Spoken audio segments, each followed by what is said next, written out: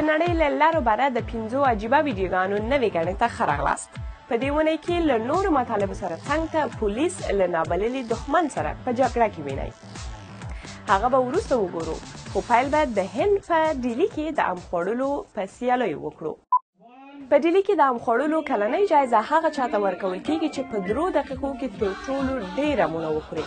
د دې سیالۍ ځینو ګډونوالو په همدومره لږ وخت کې تر 1 کیلو ډېر امونه تر ستوني تېر کړل.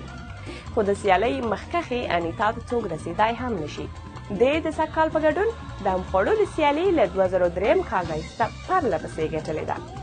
د انیتا جایزه پوهېږئ چې څه وه؟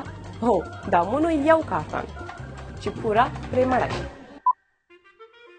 په 4 نمبر ویډیو کې د جرمني د تریبرګ ښار ته ورځو.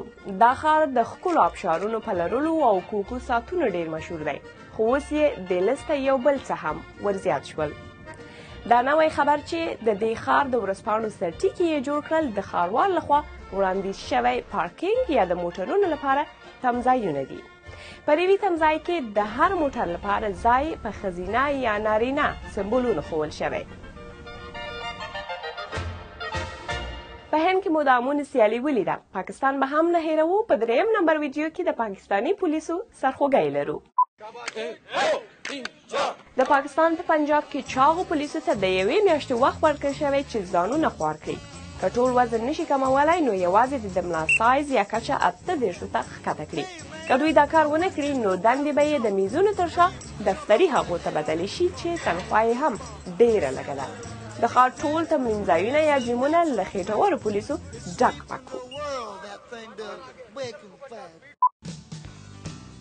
او په 2 نمبر کې د اولمپیک یوه نوې لوبه هم راووته. دې ته وایي د غواګانو لوبه یا غوا ځغلونه.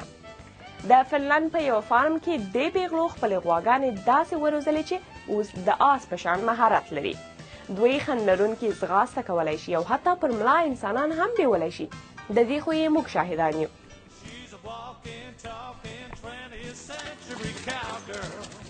د هلته دلته د پای په 1 نمبر ویډیو کې داسې ښکاریان لرو چې ښکار یې ښکار کوونکي وخوړ. د امریکا په جنوبي کارولاینا کې دغې جوړې غوښتل کبان ونیسي چې ناڅاپه یې د کبتي ونې په لومه کې وزن ډېر شو.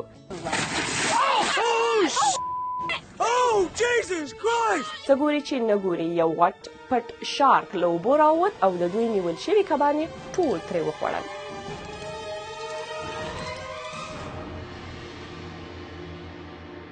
که خدای کول له هلته دلته به مو خوند اخیستی وي. د BBC په پښتو فیسبوک پاڼه او ټویټر باندې مو له تبصرو ډېره مننه. تر بیا.